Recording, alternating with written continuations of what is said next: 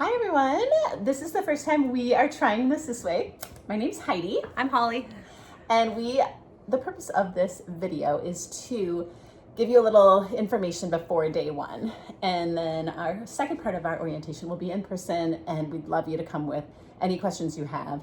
And hopefully then we'll get a chance to do some one-on-one chatting during that time together. So we'll talk about what to bring In this video. Yeah. How drop-off and pickup works normally, and then some first day drop-off thoughts, and then some nuts and bolts, some business stuff. Cool.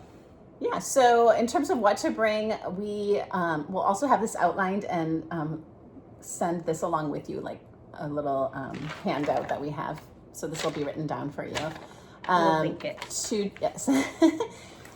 Two changes of clothes in a backpack. The backpack not being too huge and not too small. We actually have a cubby to show you kind of, and I know that's kind of hard in a video, but you can see us as humans and the cubby, and it has, the picture of your child that will be on it, and you'll be able to find that on day one. It's like right in the door when you come in. And the cubbies, they're cubicles, so they're square, and they don't fit really big backpacks. And then small backpacks, we noticed, don't fit everything that we're asking you to bring. So like kind of those kid-sized backpacks and we have actually also a link that we'll send you with some gear information that we think is like good gear. But basically 2 changes of clothes. No. And we do allow kids to have their stuffies, especially in the beginning. We have them out a lot if they're a comfort item, but also for nap time specifically is when stuffies come out. And we also do kind of a special thing once a week with a stuffy story. And so if kids don't have one on that day, which is Thursday, it does tend to be kind of sad for them. But it's not required, but it is something that a lot of kids really enjoy. It's like a fun part of their day and their circle time week. And then it says shoes. Are we asking them to bring a second pair of shoes home? I feel like Obviously that you're going to have shoes when they come. you know your kids too. Like some kids are going to get their shoes wet and need another pair of shoes. Some kids are going to shrug it off and go with it. Things happen. We're outside a lot. We play with especially in the wet season. A lot. It is nice to have. If they get, especially boots tend to get, if they are big players, tend to get wet inside, and then there's nothing to do about that in a day and to get it dried out. So yeah, an extra pair of shoes on those wet days I think makes sense. Saying that and starting to talk about gear also just makes me think about, it's really great when things get labeled with a permanent marker. Whatever you can label, we always really appreciate that, because there's always new gear and there's kids leave their things everywhere. We're really actually trying in some way for kids. I would just be so psyched if someone started labeling kids' socks. Holly doesn't think so, but anyway, that's like the thing that gets lost all the time. Like, but what if there was a cute little socks are disposable? There's no stitching. There's socks. Anyway, okay, it's just a thought that I've had. But always pack extra socks, because socks get lost so easily. They're off, they're on, they're off, they're on. Yeah, it is a good part of like drop off, especially if your kid is just like a no sock kind of kid, putting their socks with their shoes as part of the drop off routine is super helpful. So other things to bring on day one, a lunch box, especially for the beginning of the year for sure. Like this PFA stuff is still up in the air, so things could change in January, but for the beginning of the year we have certain rules we have to follow with kids' lunches. They have to have an ice pack. It's one of the USDA things that we are required. Also, we ask that you, if possible, like don't pack any chocolate. If there are certain energy bars or something you want to pack, we will have the kids save those specific chocolate like items for the afternoon snack. So we allow it, but it isn't something, we certainly don't encourage it, but we understand they throw chocolate in a lot of different things. And so we'll just make sure that they have those in the afternoon. And then we don't want you to pack any kind of drinks, because we do have water bottles for them. And these are, Holly researched these. They're made from milk jugs. They're recycled plastic, and they are BPA free. Yeah. And we also label, that's another thing we label with your kids' picture, is their cubby, their water bottle. Is there They're something or they're circle mats. They're circle mats, We yeah. use their pictures with their names a lot, so. Yeah. Just Especially at the FYI. beginning of the year, and then later we'll transition to just names as they all get used to that. Yeah, and then I'll let you talk, Hal, about bringing this gear. This extra gear. Yeah. So we are outside all the time, year round, rain or shine. We are outside for at least an hour in the morning and at least an hour in the afternoon. And I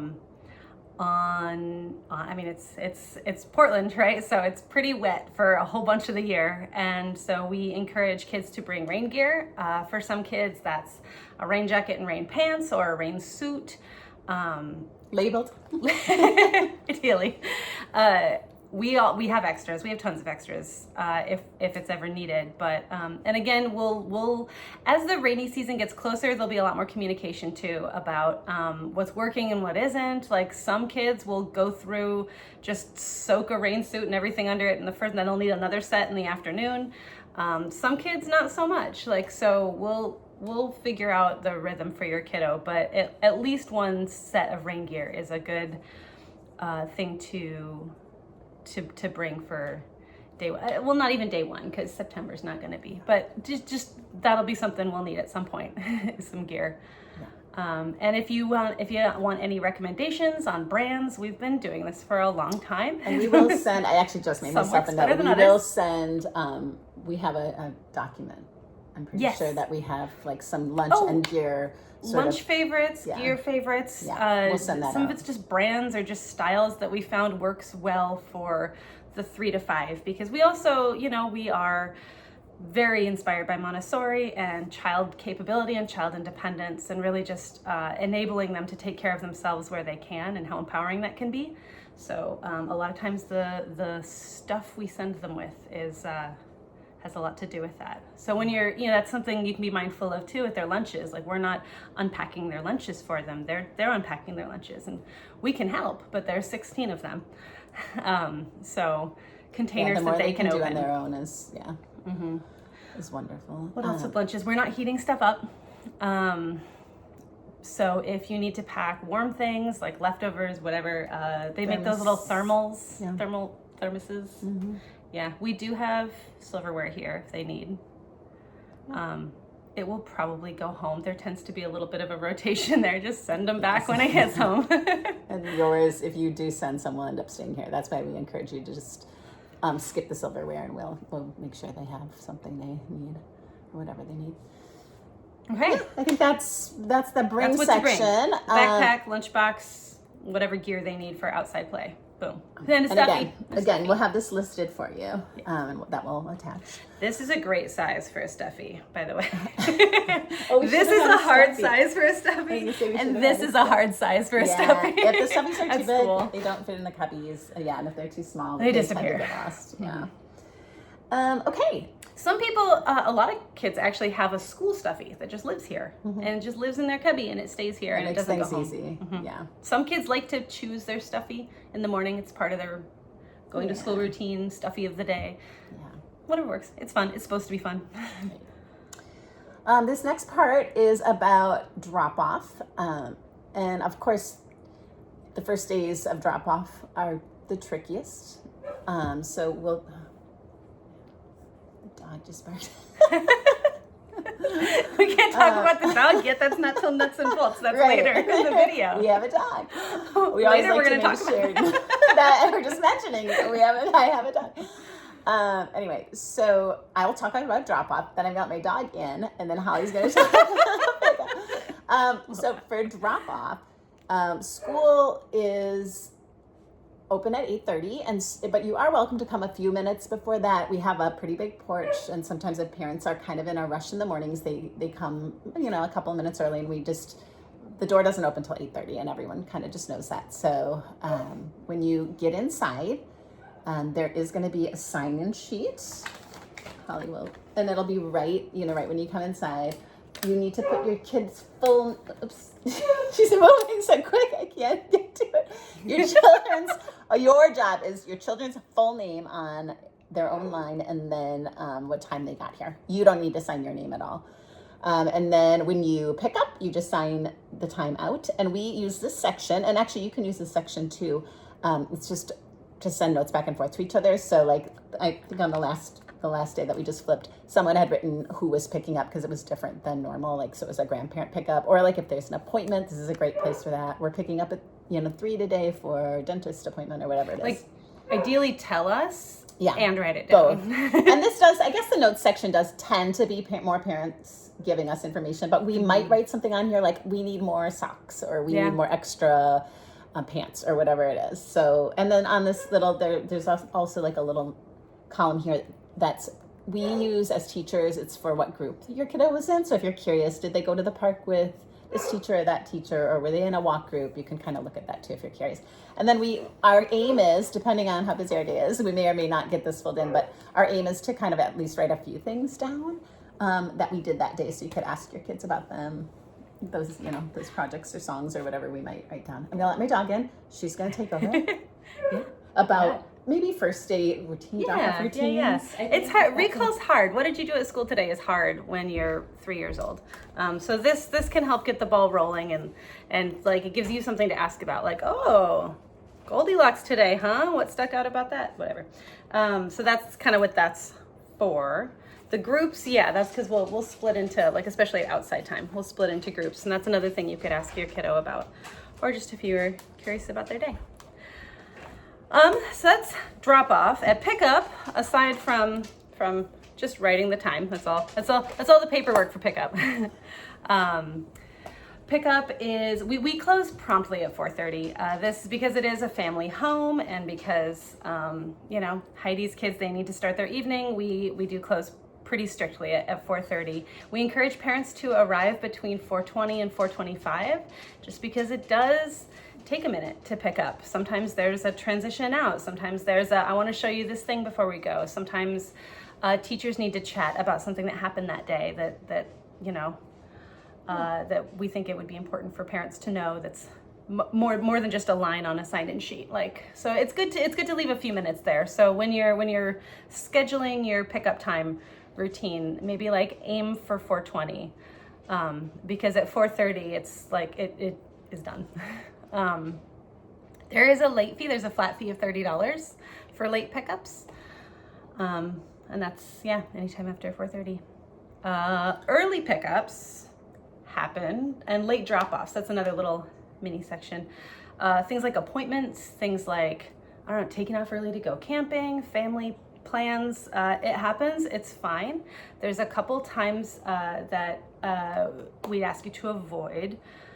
Please, no drop-offs or pickups during circle time, which is 9:30 to 10, or nap time, which is about 1 to 3.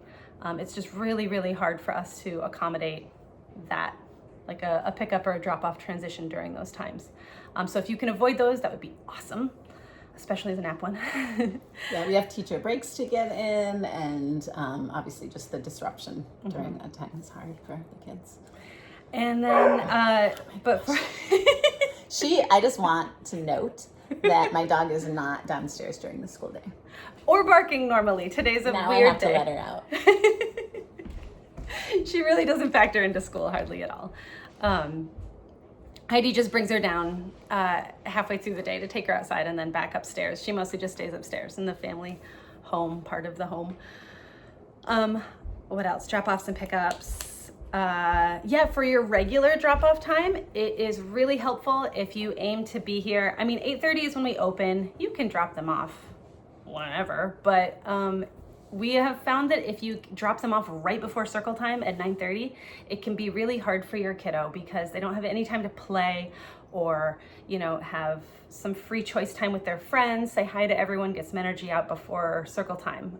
So if they just have to start their day by sitting at circle, it can be, or start their day with a transition, it can be tricky. So we encourage families to try and have your typical time to be by 9 o'clock, but that's not strict. That's just like advice. And also just one more note about pickup. If you are going to be, a few minutes late, certainly we know that life happens. It might be some traffic, whatever it is, on a day or two, here or there. One thing that families do, once they've formed some connections in the community, is they just text a parent that is already picking up their kid, and they kind of do that, and they just let us know, oh, so and so's parent is picking up my child today.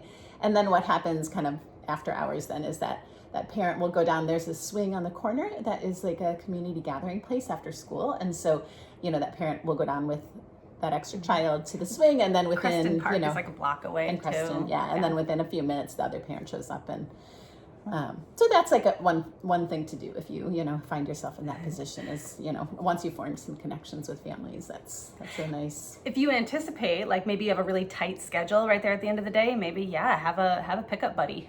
Yeah. And we can even help with that if if you need some help with that. Okay, so specific first day stuff.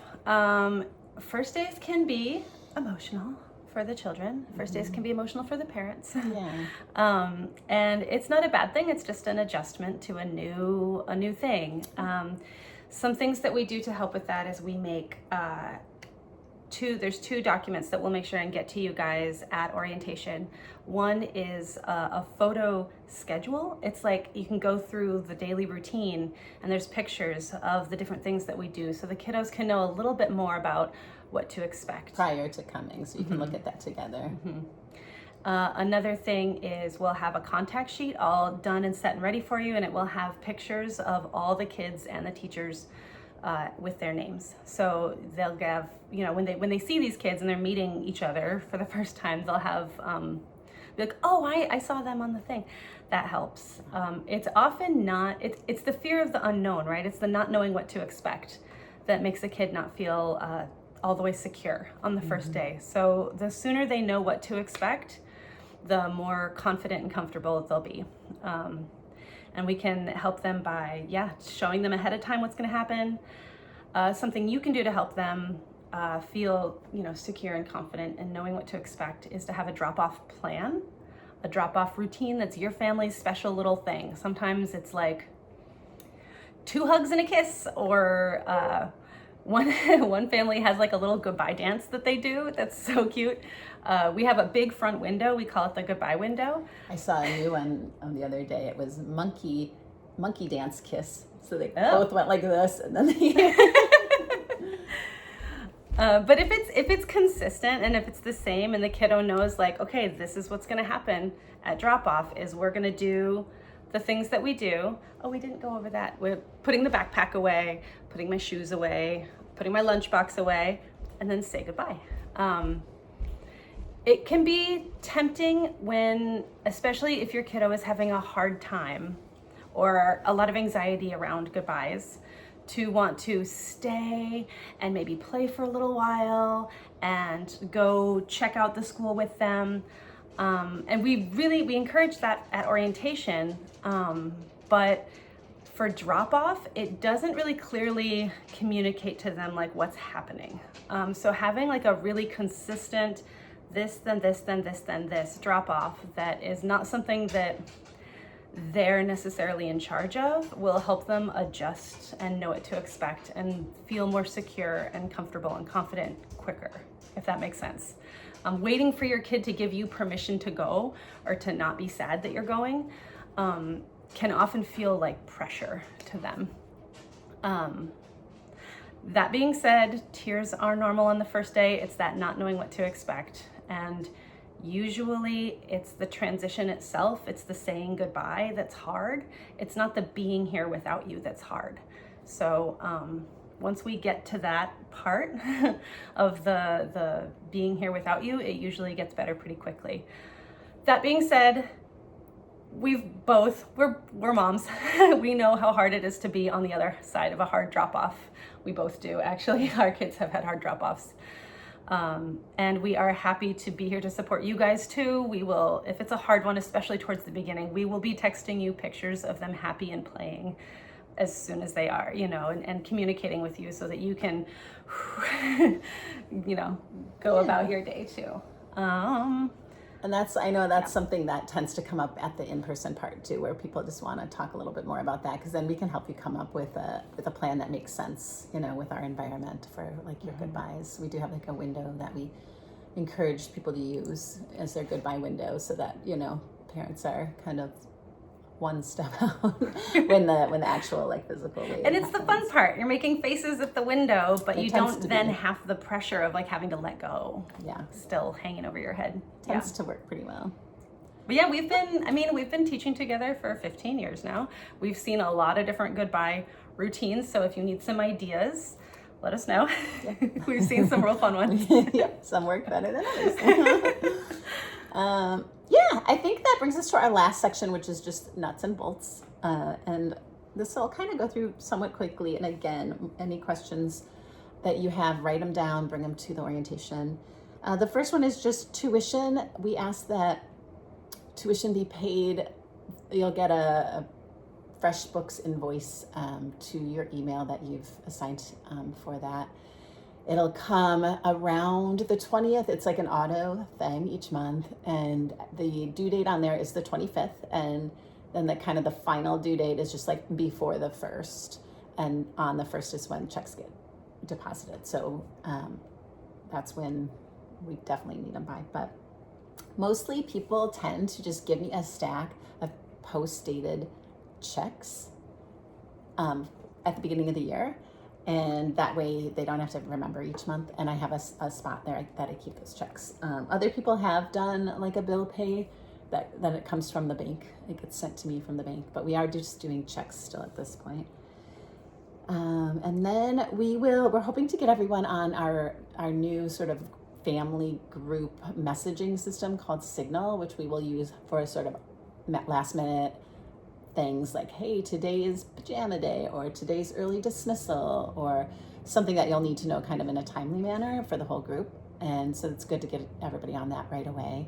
And pictures. We And post pictures. We pictures. post That's pictures what on Signal. It's also like a really private platform. Mm-hmm. So And also nap. We try to give some nap information. who on there. slept, who didn't. Yeah. Yeah. So anyway, we'll try to get you hooked up on that prior to getting started, and there's going to be some information on the nuts and on the paperwork about that. And then we like to just touch base about parking, since we're in like a small little neighborhood here. We've got some neighbors close by, of course, and what we ask is that you just be really respectful of them and give like a good amount of space between where you park and the start of their driveway opening, so that they can get, it's kind of when, especially at drop off and pickup times, like my neighbors are going to work at those and coming back from work at those exact times. So it's actually really hard for them to get in and out of their driveways if people park right up to the driveway opening.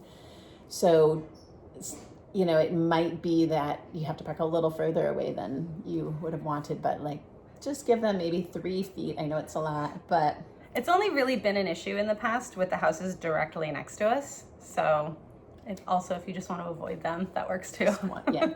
yeah. And they've kind of asked us to share that, and we want to certainly be considerate to our neighbors. So, also, as we mentioned, I have a dog. She just comes down to use the bathroom in the middle of the day. She spends her days upstairs. She's elderly and blind, so she's just not really interested in being around. She's it's very safe and whatever, but the kids, she doesn't want to interact. So she's kind of a non-issue, but I always like to make sure people know. She's a basset hound. Yes, she is. She's cute. And then the last thing I have here on my nuts and bolts is when you contact us, like during the day about whatever it may be about, it's really helpful to text both Holly and myself, because as you can imagine, our day is filled with lots of busyness, and so one of us usually can respond sooner than the other, depending on where we both are and what we're doing. And it's also like then one of us doesn't have to fill the other one in. Like we're co-lead teachers. Like we would have to just tell each other anyway. So it's just in general, if it's about schedule, if it's about your kiddo's day, someone's pay, really anything, just have a group chat for Holly and Heidi, and that's the best way to do it. Also, feel free to text us during the day. Know that we might not get back to you immediately, but nap time is a good time for us to catch up on messaging, and I'm just thinking of this now, but with the early dismiss one week or one day per month, it's the first Thursday we'll be dismissing by 1, and we are kind of thinking that those will be really good days for parent teacher meetings, those afternoons. So that's just something to keep in mind too. Like whenever if we do need to schedule a meeting, we like to be on the same page. We like to sometimes just brainstorm together when different things come up, because they always do. Their kids go through lots and lots of different phases and sometimes need a little more help with those. Yeah. So and it's great to just be on the same page and work together as a team. So meetings are available. Meetings are available. And that's a good day for it. I feel like we covered everything? Yeah, different things. The different ways we would methods of contact or communication is Signal, the Signal app, emails, texts, and then those meetings, and then I suppose chatting in person in general. Yeah. So what to expect for each one? Emails will be periodic with like longer reminders, or like maybe here's some upcoming stuff and it's a change of season, so here's some reminders about gear and here's some reminders about this. They're periodic, and it's when enough things gather, like, oh, we should probably remind everyone of this stuff. Yeah. Texts are going to be more like the one-on-one, like when you're talking to just us, we're talking to just you. Signal's going to be stuff like quick reminders to everyone that's like you said earlier, a little bit more timely. So do stay on top of the Signal chats. Also, you'll want to, because there's pictures. I'd say most days, not every day, but most days we post pictures of, especially at the beginning of the year, of the kids, just so you can get a little window into their day. And sometimes we'll post other stuff too, like that's not just pictures and stuff. But anyway, Signal, text, email. Yeah, the meetings would be about like any like ongoing repetitive issues that we just need to like brainstorm together on and have a little bit more than like a 2-minute chat. But if it is just a quick little check-in quick question, like minute and a half most question, drop off and pick up is great for that. We probably couldn't sit down and have a meeting with you, a drop off and pick up, because there's a lot going on. But quick chats we can do, and that's what to expect from each of those. So we're pretty available in different ways. Thank you for watching. Yeah. You don't need to subscribe. Smash that like button. We'll see you guys soon.